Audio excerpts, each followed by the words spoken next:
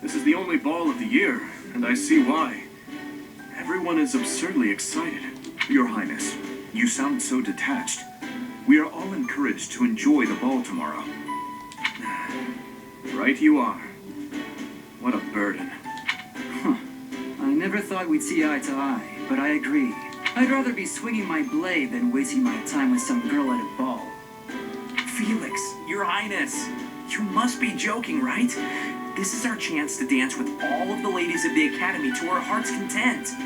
You wish to throw away the best day of the whole year for sword practice? Insanity, I tell you. I'm pretty excited about the ball myself. It's not like we get to do things like this very often. Too true, Ash. In fact, I'm going to do you a favor and give you a crash course in chatting up girls. By tomorrow, you'll be an expert. Actually, I'd much prefer if someone could just teach me how to dance. Don't worry about the dancing part. I can teach you that easy. It's time for the ball. That warrants at least a tiny bit of makeup, don't you think, Ingrid? Just a smidge. Maybe. I'll think about it. It's settled. Tomorrow morning we'll meet up in Ingrid's room. Ooh, I can't wait!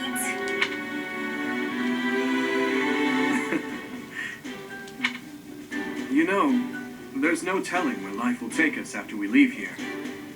If only we could find a way to come together again, just like this. A fine notion, Your Highness. Perhaps 5 years from now? 5 years from now?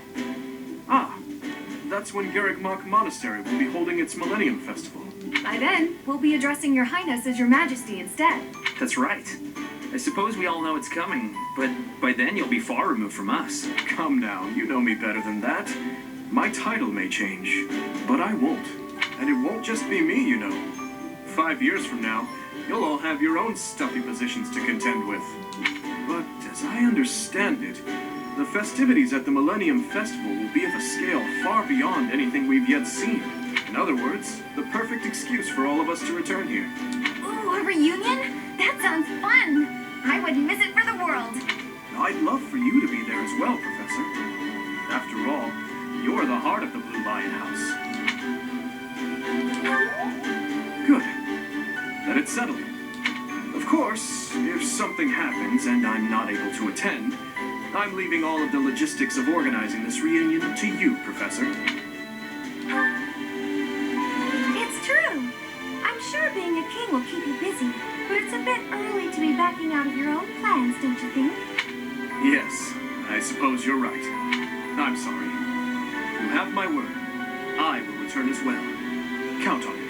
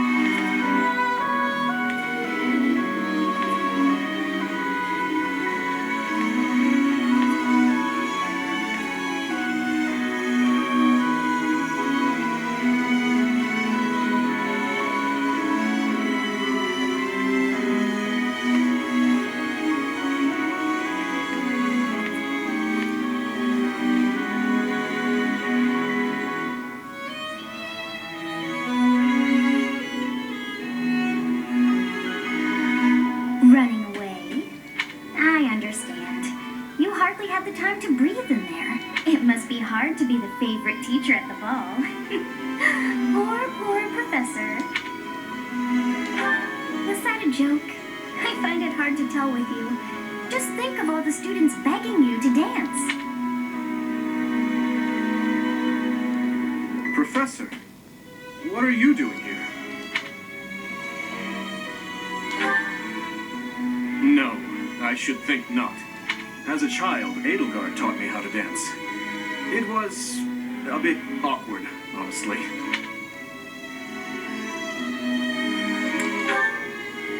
told you before that we're siblings by marriage, haven't I? Her birth mother was my stepmother. Although I didn't know that at the time, my stepmother treated me with such kindness, just as though I were her own flesh and blood. And yet she never so much as hinted that she had her own child, Edelgard. We were born and raised in different territories, without ever knowing the other even existed. Yet, against all odds, for just over a year, we became childhood friends.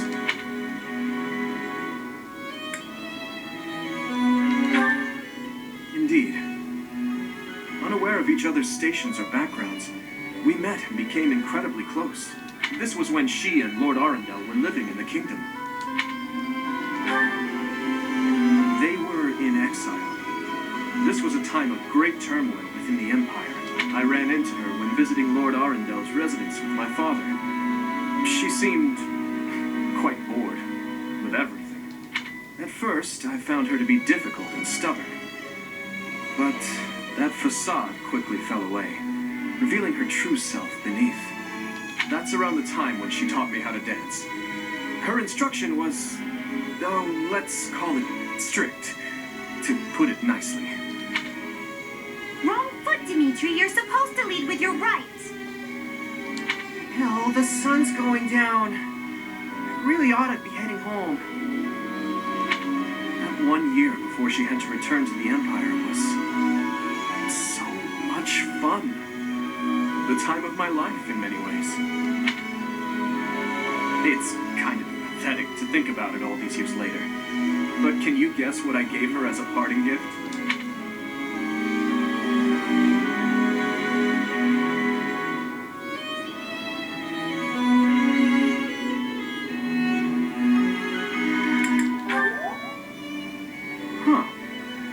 Good guess, Professor. But I swear, it came from the heart. In Fargus, we've long considered blades as tools of destiny, as a way to cut a path to a better future. She was being dragged all over, unable to live the life she wanted. I thought the dagger could help her cut a path to the future she dreamed of. However, that was many years ago. I'm sure she's forgotten all about the boy I was back then. I'm afraid it's far too late for that. Things are different now. She's different. I'm different. Anyway, I'm feeling a bit out of place here. Festivities like this don't suit me. Still, I suppose I should get back in there. Goodbye, Professor. But where is there to run? This place is filled with joyful students looking for a dance.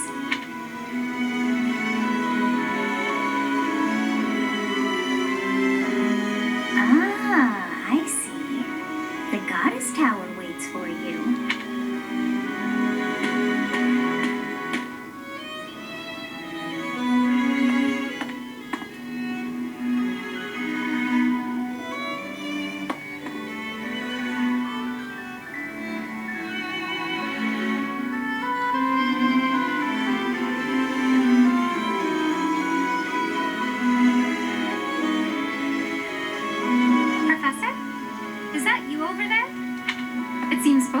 Curious about this place. Oh, perhaps I was mistaken.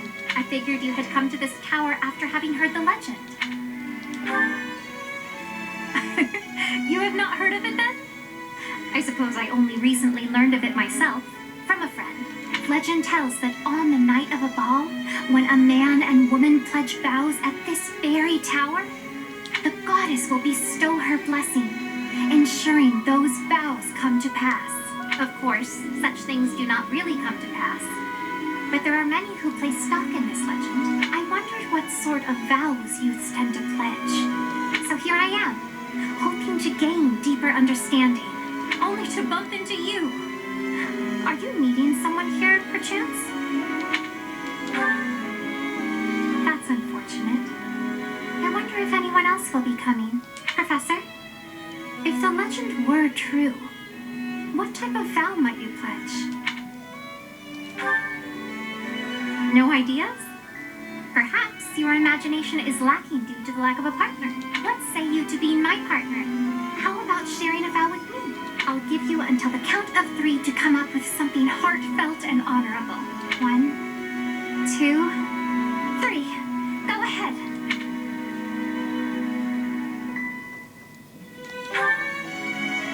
Oh, you made my heart flutter. I see. This is the type of vow one would make to another. You've taught me well, as a professor should. I'm most certainly wiser and more mature than I was, even just moments ago. Oh dear. What if the goddess really did hear your vow? Although, I suppose I would not mind if that turned out to be the case. I bid you good evening.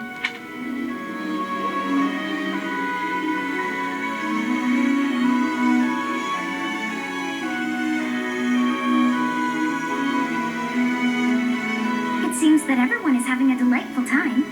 Will you not dance some more? How dull of you. Had I a body of my own? Oh, I would sing and dance until I fell upon the ground. But you? Do as you will. Oh, you're not the only one who feels that way. Look over there. I'm bored beyond compare. Will you not follow her? Oh, come on, hurry up. I know that you are curious to see what she is up to. I hear someone singing from over there.